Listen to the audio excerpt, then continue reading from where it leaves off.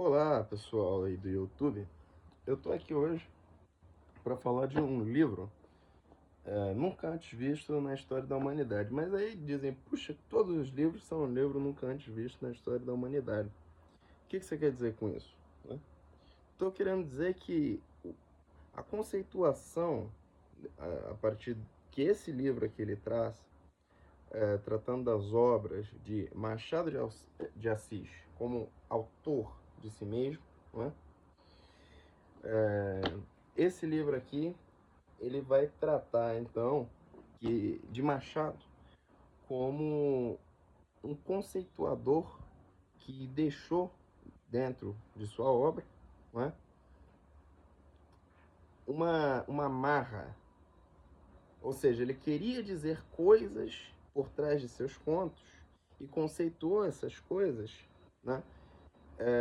E aqui está tudo concatenado, está tudo inclusive explicado, né? Através dos contos e ninguém percebeu desde então. Quer dizer, o Adelmo, que é o escritor desse livro, Machado de Assis, autor de si mesmo, ele, através desse livro, revela para nós o que antes não fora percebido. Agora eu vou falar, abrir aqui o começo da página e tal do livro, né? Talvez pulando aqui inicialmente a primeira parte dele e indo direto nos conceitos, só para vocês entenderem do que eu estou dizendo no começo do vídeo aqui, tá? Então, por exemplo, em relação à vaidade das pessoas, que foi uma coisa já notada, por exemplo, lá com o Freud, em 1914, o Freud ele tratou, né, sobre a questão do narcisismo e como que isso permeava, né, a, a própria ciência que ele criou. Por que ele criou essa ciência? O que tinha nela? Isso é um outro livro, o Adelmo vai tratar, que é a Cruel Filosofia do Narcisismo. Só que antes do Freud, nós tínhamos o Machado de Assis, com alguns conceitos orientadores da subjetividade, né? Que vai apresentando nos personagens, e dentro desses personagens, então, é a partir das atitudes que ele tomam e tal, e a partir da condução do narrador, nós percebemos. Por exemplo, aqui ó, o Machado de Assis está escrito, havia assumido desde o início que seria um escritor literário, tá? Enquanto Freud descobriu a posteriori atuando como médico, esses conceitos justamente que eu estou apontando, né? Que seria o psicólogo, né? O médico aqui seria o psicólogo. Na época do Freud até então, ele começou atuando na área de medicina para depois ir para aquela criação da psicanálise e tudo mais, né? As agruras da vida individual que cada um passava, os casos, né? Como o caso Dora, por exemplo, os outros casos que ele tratava, e ele foi descobrindo, puxa, o que tem a ver aqui? Ele foi criando a ciência, né, dele através dos casos pessoais, e só depois que ele foi dar conta de si, por que eu estou fazendo isso? O que essa ciência aqui, o que está faltando, né? O que está faltando? Estava faltando alguma coisa. Em 1914, ele dá uma machadada, fala, olha, eu não quero destruir minha própria ciência, né, que eu criei até então, só que tem uma coisa, tem uma chave aqui que permeia tudo isso, e ele deixa por debaixo ali a questão do narcisismo. Não querendo me adiantar, vamos tratar desse livro aqui então, do Machado de Assis. Olha só, questão da vaidade, do narcisismo, o Adelmo ele explica, ó. Machado de Assis tomou a capacidade humana de se exibir na linguagem como fundamento prévio, tanto para uso pessoal quanto para uma analítica do relacionamento humano por meio de personagens. O Freud, na medicina, em primeiro lugar, objetivou o tratamento do sintoma, e somente em 1914, de modo invertido, veio a compreender que o sintoma decorre do narcisismo, introduzindo-o então como conceito psicanalítico e informando que ele lhe tinha passado oculto. Agora, em relação ao amor de transferência, também um conceito muito importante para Freud, que em Machado aparece ali, enfim, inclusive Pílades e Orestes e etc. Né? Não sei se tem aqui exclusivamente por Pílades e Orestes, não tem, então amor de transferência. Vamos ver aqui, ó. Ele diz: o que em Machado é relação de confiança, de intimidade, tomado por ele a partir do mito da amizade entre Pílades e Orestes, em Freud foi denominado relação de amor transferencial, com a diferença de que a relação se dá do analisando para o analista, enquanto em Machado essa hierarquia pode envolver a esperteza da dominação, visando auferir vantagens. Tá? Então, você vê, todo mundo quer vantagem para si. Né? E Machado coloca isso daí muito bem nos contos dele e tal. E esses conceitos todos, eles aparecem de fato nos contos. Só que pouca gente notou. Né? O Adelmo aqui, em uma folha, ele está fazendo um resumo grandioso e muito genioso em relação a esses conceitos todos. Né? E aqui eu estou fazendo esse vídeo para as pessoas, né? Para divulgar sobre essa questão, que é uma questão nunca antes vista, né? Nunca antes notada, reparada. Se tiver uma menção cá, outra lá, só que nada dessa maneira. Em uma folha ele faz toda essa estruturação, ele tem um livro inteiro sobre isso. É muita pesquisa, é muito doutorado que dá para seguir através desses apontamentos todos do Adelmo, que estão muito bem concatenados, explicados e revelados. Então, esses vídeos que eu quero começar a fazer em relação a essa explicitação da obra do Adelmo, até então, eles vão começar a partir desse vídeo e depois seguindo capítulo por capítulo, né, explicando em relação a essa questão toda desse livro. Então, ele fala aqui, ó, sobre castração, por exemplo, né, conceito importante para Freud. Em Machado aqui já tem isso. Ó, a castração em Machado se refere ao amor da travessia do Rubicon, que é o ato do Júlio César, né? Ele atravessou o Rubicão, né? O Rubicon, mas enfim. Que mostra no conto Uma Viagem à Roda de Mim Mesmo. Muita gente nunca nem ouviu falar desse conto. Mesmo as pessoas que pesquisam Machado e tal não deram devida atenção. É um conto de 1885. E ele nesse conto, né, ele mostra como tendo origem na infância, quando o menino Plácido, que é o rapaz desse conto, se arrisca num ato proibido, numa demonstração de que conquistou a noção de narcisismo e consciência moral, inclusive, né? Então, quer dizer, na infância você tem esse clique, esse estalo. Esse estalo é essa conquista da autoimagem, essa conquista justamente essa autoimagem que vai fazer com que você cresça em si, né? Esse ensimesmamento, esse o que eu quero para mim. Aquele doce ali, minha mãe falou para não pegar, mas eu quero, né? Então essa questão do querer, essa questão do buscar para si o crescimento individual, né? Não visando ao outro, mas a mim, né? E às vezes usando o outro como escada para subir até onde eu quero e tal. Essa é a grande questão. Por exemplo, em Pílades e Orestes ali está explicado essa coisa de usar o outro de escada. Aqui na castração, ó, nós temos então o Plácido, ele se arriscando num ato proibido, uma demonstração que ele conquistou então essa noção do narcisismo, essa consciência moral. Essa conquista infantil, lá em Freud, né, vai aparecer no artigo do narcisismo de 1914, uma introdução que o Freud coloca, né? O Freud não queria revelar muito também para não desqualificar o quê? O trabalho dele, né? Então tudo que você falou aqui você não levou isso em consideração, então deixa para debaixo do tapete. O Freud não queria isso. O Freud queria, assim como o Machado, ser imortal, né? Através da ciência que ele tinha descoberto até então, tal. Então ele fez breves comentários, breves remendos ali e aqui, mas sem destruir o que ele havia construído, evidentemente. Quem quer isso para si, não é?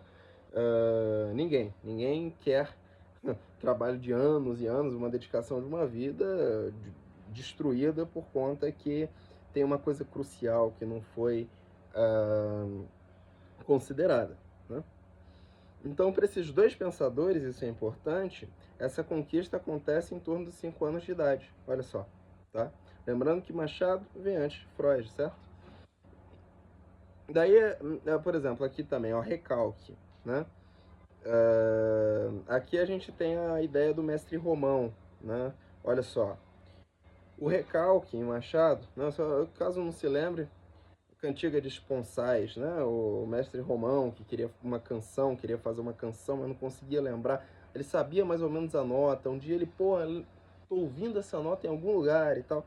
Enfim, o recalque no Machado, ele se manifesta pelo personagem que se contorce, demonstrando nervosismo e as mais variadas formas de expressão corporal, pela dificuldade de se exprimir em palavras, como na imperícia de Mestre Romão, né, que ele sabe o que ele quer, mas ao mesmo tempo ele não sabe, né? Tá aqui, ó, tá recalcado. Ele não conseguia dizer o que ele queria. Em Freud, o recalque seria levantado nas confidências ao analista. Aquilo que não se consegue dizer em público se diz em privado, fora das vistas, né? Ó, fora das vistas, né? Esse é o recalque, né? Que em Machado já está demonstrado. Depois tem a cura pela palavra. Olha só que interessante também, ó. O Machado, ele toma a expressão homeopática, que é similia similibus curantur, e que contém a ideia de tratar o mesmo pelo mesmo, tá? Ou seja, isso daqui também tem como referência em Freud, né? O talking cure, né? Então, quer dizer, é a cura pela palavra, né? Se cura uma palavra pela palavra em si mesmo, olha só. O sintoma, a doença da palavra, seria tratada pela palavra. O tratamento, então, ele seria conseguir dizer o sintoma, certo? Se você diz o que te incomoda, né? Opa, agora eu saquei, olha só, agora todas as peças se conectaram, né? O tratamento seria conseguir dizer o sintoma aliviando-se dos tormentos que sobrecarregam por dentro. Essa é a cura pela palavra, tá nos dois. Outro ainda que está nos dois, né? É cada vez mais impressionante. É o caiporismo. O caiporismo é o realismo psicológico, né? O caiporismo, o Machado, ele tomou para sua literatura esse vocábulo, caiporismo, lido lá no Joaquim Serra, tá? No conto Quem Tem Boca Vai a Roma, né? Quem Tem Boca Vai a Roma. E que aqui nesse livro também é tratado, explicado, demonstrado. Ele diz respeito, então, a esse caiporismo, à superstição, ao inesperado, né? Que é ao choque perturbador, ao evento casuístico, uma manifestação divina, à deusa da fortuna, né? A deusa Fortuna, né? Que uma hora está em cima, outra hora você está embaixo. Ela roda, a roda da fortuna, né? Que você tinha naqueles programas. Uma hora você está aqui, mas a roda ela gira. E não sabe quando você vai estar embaixo. A fortuna é um acaso, não é a boa sorte. Mas é a sorte no sentido de que você nunca sabe se está boa sorte ou uma sorte. Sorte no sentido de que, ó, muda, né? É o acaso, o inesperado, que causa impacto, pode modificar a subjetividade. Para o filósofo Alain Badiou, né, filósofo francês, que o Adelmo, inclusive, estudou muito e fez o seu mestrado, né, sobre ele, né, sobre a filosofia do acontecimento, é isso, é sobre isso. Para o Alain Badiou é sobre a filosofia do acontecimento. Para Jacques Lacan, tá? Jacques Lacan, quem quiser, né, tiver interessado nessa pesquisa, né, sobre tanto o Alain Badiou, quiser ler o que o Adelmo fez, tal, ou quiser ir dar uma olhada nos livros em si, o nome dele completo é Adelmo Marcos Rossi, tá? Adelmo Marcos Rossi. Eu vou deixar as informações, inclusive, aqui embaixo do vídeo. Mas, enfim, para o Jacques Lacan, na psicanálise, essa caiporismo e tal, ela tá, é a ideia de corte, né? De que se vale o analista, inclusive, objetivando tirar dos pacientes, tirar o paciente das lamúrias, né, infinitas, que causada pela psique dele, do paciente em si. Então, a ideia original provém da maiêutica socrática, né? Você vê que Machado, em muito, foi influenciado pelos antigos. Sócrates, ele tem a questão também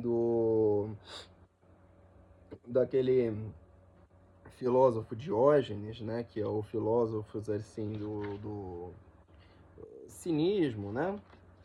Então, ele está muito influenciado por isso.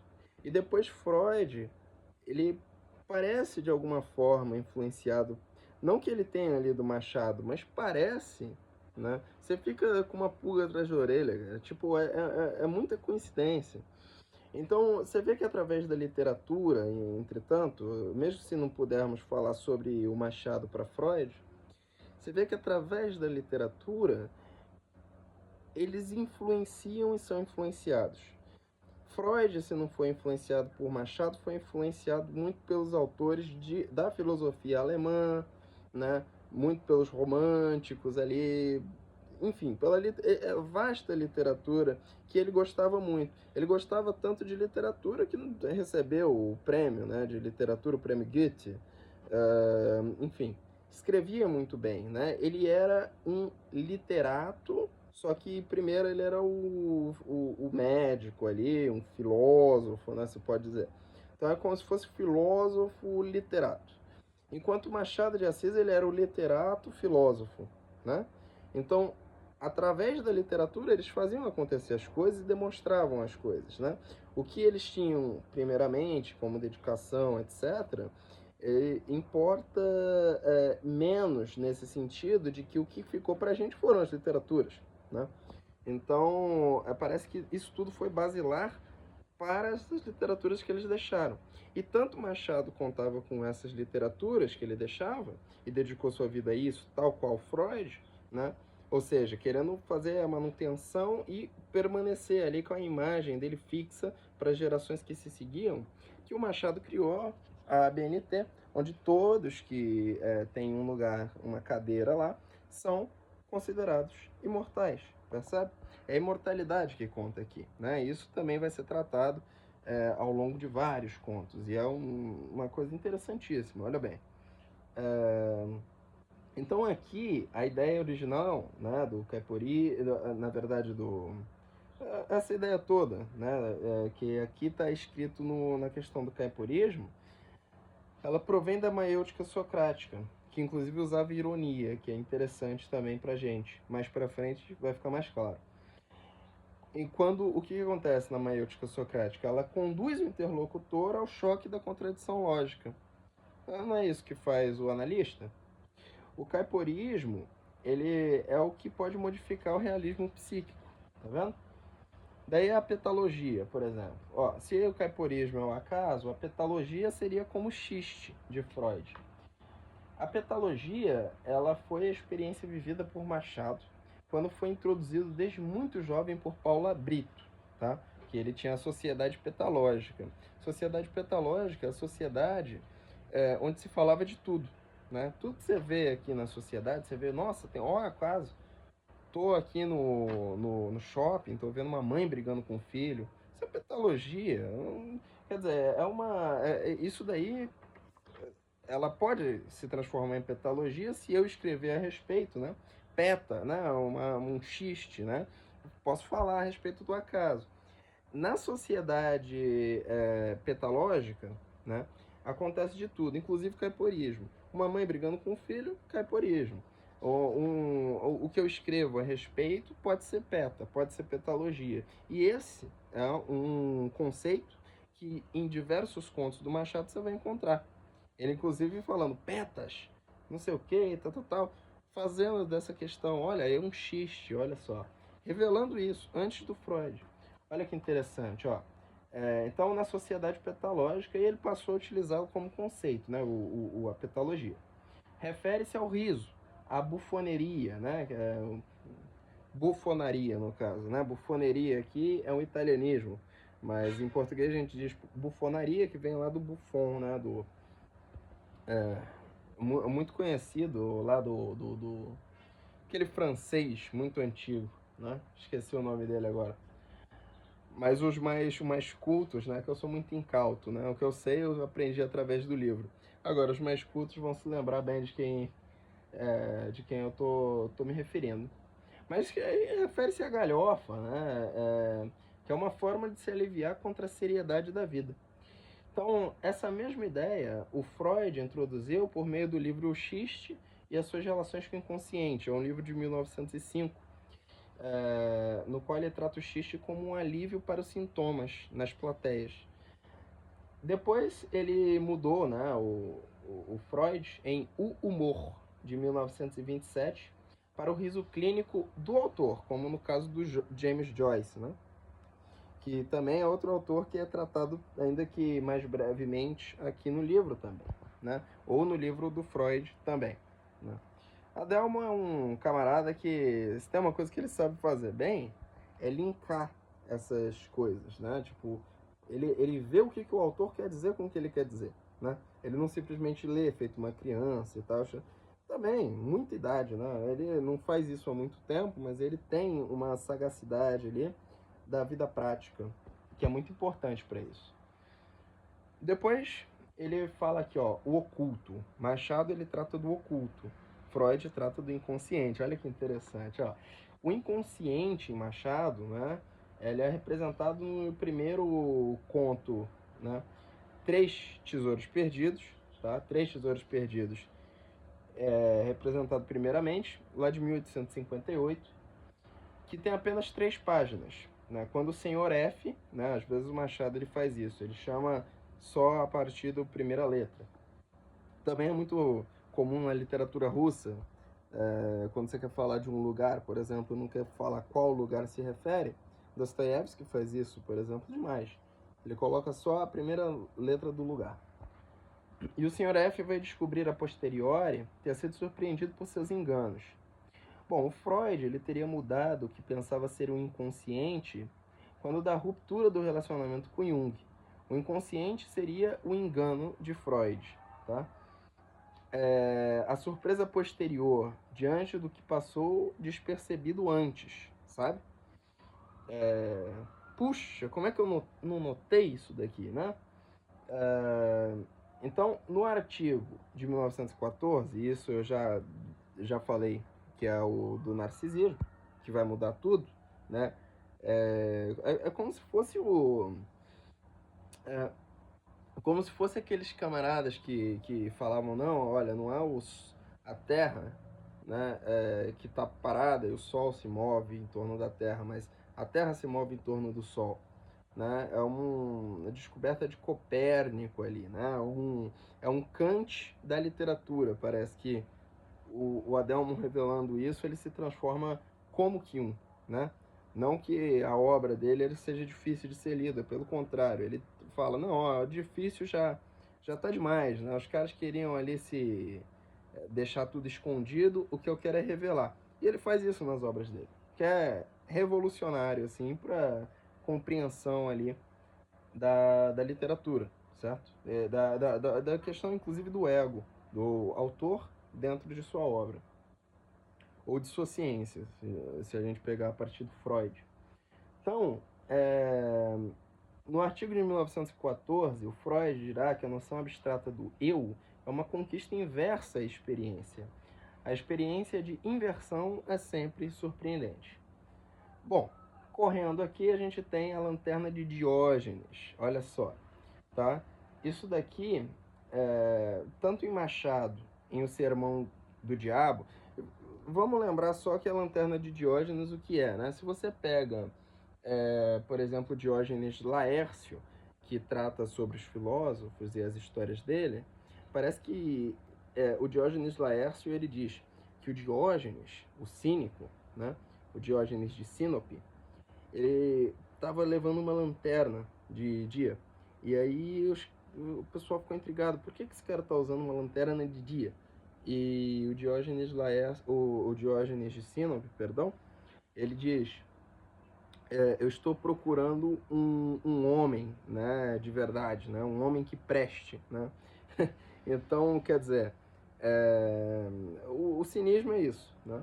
E o Machado ele se usa desse conceito da lanterna de Diógenes. É um tanto intuitivo o porquê que ele usa. O Adelma que explica, ó, tanto Machado em O Sermão do Diabo, 1892, quanto Freud no Mal-Estar na Cultura, de 1930, tá? 1892 é Machado, 1930, Freud. Citando Hobbes, então, são partidários da ideia de que o homem é o lobo do homem. É a ideia que Machado havia tomado de Diógenes o cínico. Procura-se um homem digno de ser chamado por esse nome, ou seja, um homem digno de ser chamado homem, com H maiúsculo, né? O critério de orientação na existência seria a desconfiança. Evidentemente, todo mundo quer passar os outros pela perna. Machado deixa isso cada vez mais claro. Então, aquela noção da Capitu, por exemplo, traiu ou não traiu, é uma bobagem. É evidente que ela traiu. É um traindo o outro o tempo todo. É um tentando obter vantagem por cima do outro. Quando você lê Machado por essa ótica, você lê realmente Machado. E isso daí não é a partir da cabeça, simplesmente intuição do Adelmo. Isso daí são cartas privadas, isso daí é a vida antes do Machado decolar, isso daí é uma pesquisa, né, sobre como que o texto veio a ser, o que o Machado estava querendo, e tudo linka, você vê que tudo linka, quer dizer, como pode, né, um homem criar a Academia Brasileira de Letras, onde todos que entram são imortais? Não é difícil perceber o que ele quer com isso, né? O Adelmo deixa isso tão claro que, enfim, não tem. A única coisa que eu estou fazendo aqui é apresentando isso daqui. Mas o mérito está todo dentro do livro, né? Então, para quem não tem a oportunidade de ter o livro em mãos ainda, aqui vai, né? Esse resultado dessa extensa pesquisa de anos de leitura, enfim, compromisso, inclusive, com a obra e tudo mais. Então aqui a gente tem, né, o critério, né, em relação à lanterna de Diógenes, o critério de orientação na existência é a desconfiança ou a dúvida, como escreveu Kierkegaard, depois de Descartes, em É Preciso Duvidar de Tudo, tá? Em 1856. Então, que o ser humano não é confiável, certo? Isso daqui, essa premissa, que o ser humano não é confiável, não só aparece em fábulas como um tema bíblico, né? Melhor livro da Bíblia, a gente tem o livro de Salomão, né? Vaidade das vaidades, tudo é vaidade, etc e tal. Que inclusive é bastante abordado na questão do narcisismo. Olha, se tudo é vaidade, vaidade é um termo bíblico ali que a gente pode mudar, né? Só a capa dele, só como ele está sendo chamado, ao mesmo dizer que tudo é narcisismo, certo? Bom, isso daí é uma questão um pouco difícil de engolir, porque, não porque, por conta que ela é falsa, mas por conta que dentro da nossa história, a igreja, por exemplo, com a sua ordem moralista e tal, não sei o que, ela quis dizer que não, um pecado vai conduzir a vida humana? Muito difícil. Isso é tudo esmiuçado no livro do Narcisismo, por exemplo. Bom, vamos lá. Eu quero deixar esse vídeo mais ou menos uns 40 minutos só, então eu vou correr aqui. Isso daqui, inclusive, é chamado da terceira quebra narcísica, né? Essa questão aqui do Machado e o Freud foram combatidos, né, por terem trazido à luz as sombras ocultas da subjetividade, certo? Então, quer dizer, como assim? Eu não sou dono de mim mesmo, eu sou conduzido por um fator externo, coisas externas a mim, né? Então, a gente tem as quebras narcísicas, são a primeira lá da Terra girar em torno do Sol e não o Sol girar em torno da Terra, a questão do homem ter um ancestral comum com o macaco e tal, né? E a terceira ali sobre a questão da subjetividade, o homem não controlar a si próprio, né? Mas ter essa questão psíquica. Mas isso daqui é tratado mais na questão do Prometeu no Cáucaso, certo? Quem aí não conhece a história de Prometeu? O Prometeu ele protagoniza o mito do homem que roubou o Logos, a inteligência, né, aos deuses. Então, a palavra inteligente é o logos, certo? É o fogo que o homem roubou aos deuses e entregou ao homem. É, envolve, certo, o poder na metáfora, a linguagem figurada, usada pelo Machado o tempo todo, tanto que as pessoas não entendem, né? Está codificado. O que o Machado quis dizer com isso? As pessoas nem sabem que ele quer dizer alguma coisa de fato, né? Através dos contos dele, né? E é isso aí. Ele usa esse termo, Prometeu no Cáucaso. Então, envolve esse poder de metáfora, linguagem figurada, a capacidade de dissimular. Esse gesto de Prometeu equivaleria ao mito da caverna, do homem que realiza uma descoberta e depois é castigado pelos demais humanos por tê-los tirado da ignorância, da consciência ingênua. Machado e Freud foram combatidos por terem trazido à luz as manobras ocultas da subjetividade. Bom, temos aqui também o espelho. O espelho, né, a palavra, ela é o espelho do pensamento, dentro da alma, né? A alma é a mente. Em Machado, o espelho é um fundamento. Lá em Jacques Lacan, né, nesse ponto, foi esclarecido pelo Freud, né, o inconsciente não se encontra nas profundezas da alma. Ao contrário, espelha-se na superfície da fala. Olha só que interessante isso, né? Ele passa pelas margens do dito, né? Mas palavras ambíguas nas metáforas, nas palavras ambíguas, né? Nas metáforas incompreensíveis. O inconsciente passa entre as palavras. Bom, isso é muito importante, né? Para a gente entender o que está acontecendo aqui nos contos de Machado. O escritor é escritor para quê? Ele está só inventando uma história para ler para a criança dormir? Ou ele está dizendo alguma coisa a mais? Né? Principalmente a partir de Machado de Assis. O que está acontecendo? Né? E Machado revela a perversidade alheia. Né? Mas com isso ele não quer dizer que ele não tem a perversidade dele. Passando os outros pelo verso, que são aqueles que leem ele e não compreendem, justamente que ele está buscando para si essa manutenção nas palavras que ele escolheu, né? Para ser imortalizado, para estar perpetuamente, para estar nas gavetas, estantes, para ser esse ícone que Machado veio a ser e até hoje ele é contemplado como tal ícone. Bom, aqui nós temos também o imortal. Ó, ser imortal, então, certo? Seria alcançar a imortalidade na linguagem. Ah, mas isso é importante para Machado mesmo? Ele tem um conto chamado Os Imortais. Né? E isso daqui, do imortal, é um conceito que ele expressa nesse texto, Os Imortais. É um texto de 1859. Ou seja, aos 20 anos de idade, certo? Mais novo do que eu, inclusive. Eu sou novo. Se eu estivesse usando boné, vocês não iam nem saber, né? Eu tenho a calvície e tal. Mas, olha aí o meu ego aí falando, né?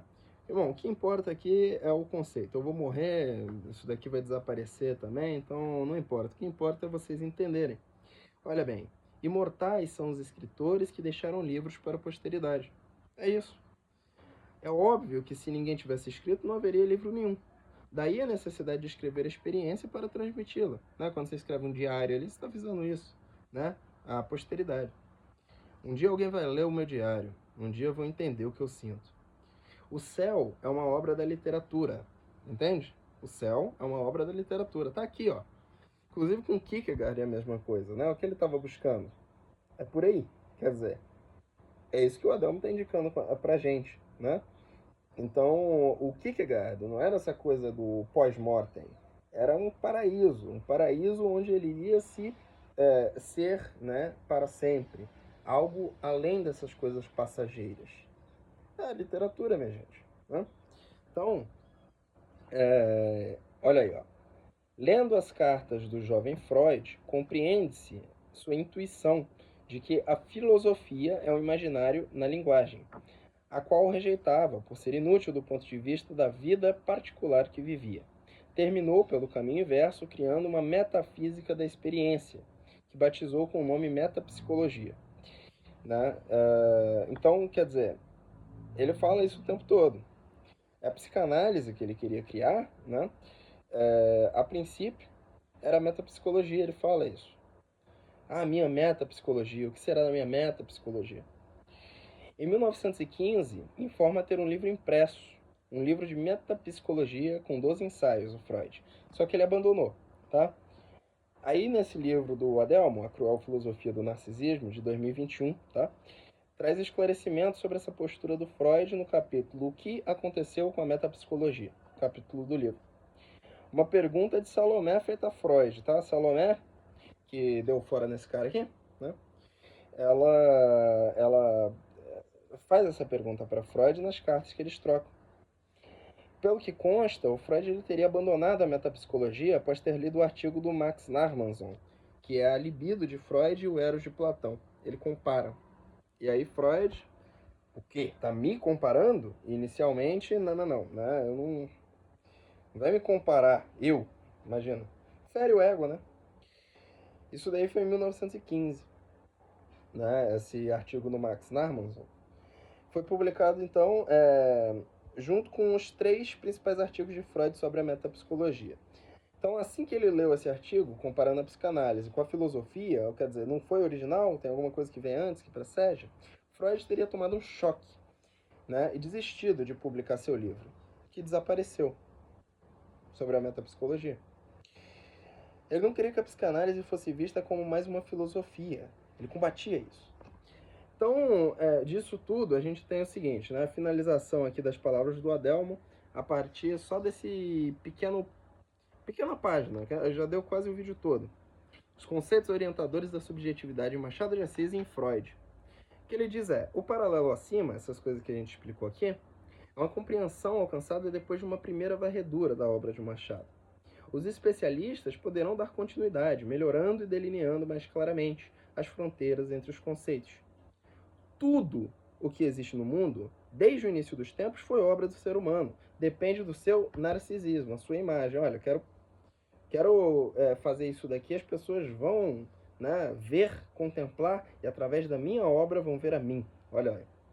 Do amor por si mesmo, né? Mover-se a construir objetos, imagens de si na realidade, né?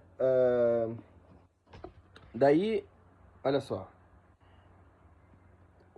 do ponto de vista da sobrevivência psicológica, o ser humano que viesse com um pensamento psicológico que veio de Machado de Assis dispensaria qualquer visita a psicanalista, pois já detinha a psicologia em si.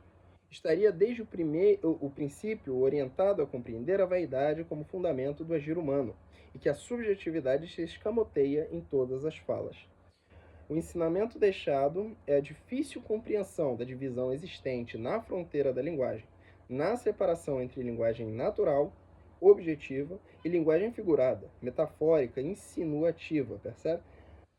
Sempre apta a pegar qualquer pessoa desprevenida. É como uma isca, você taca para o peixe, esperando ele pegar ali, opa, peguei esse peixe para mim, né? Esse jogo de palavras, então, certo, que acontece inclusive no nosso cotidiano, será insistentemente explorado por Machado em sua obra literária. O que difere, então, entre o legado de Freud e o legado de Machado? Olha a pergunta. Então, em Freud, né, uma psicologia sob a forma conceitual que nomeou psicanálise, a qual deu origem a curso superior em faculdade de psicologia, que é algo que não existia, né, e que forma o psicólogo para a escuta dos dramas privados. Freud foi fundamental para a criação da profissão de psicólogo, né? Foi o primeiro fofoqueiro profissional, podemos dizer assim. O Machado, né, entretanto, ele fazia isso, né, não através da fala, através da escrita. O Machado ele não deixou esse instrumental, né, para a criação do curso de psicologia, só que ele deixou, porém, uma psicologia sobre a forma literária. Olha que importante. Onde ele mostra, mais que conceitua, ele mostra as tramas do envolvimento psíquico. Então, aqui tem uma nota que o Adelmo diz, o leitor perceberá algumas repetições entre um capítulo e outro. O propósito foi dar independência aos capítulos, de modo que, ainda que existam referências cruzadas, pudessem ser lidos isoladamente. Genial, aqui temos o autor de si mesmo, Machado de Assis.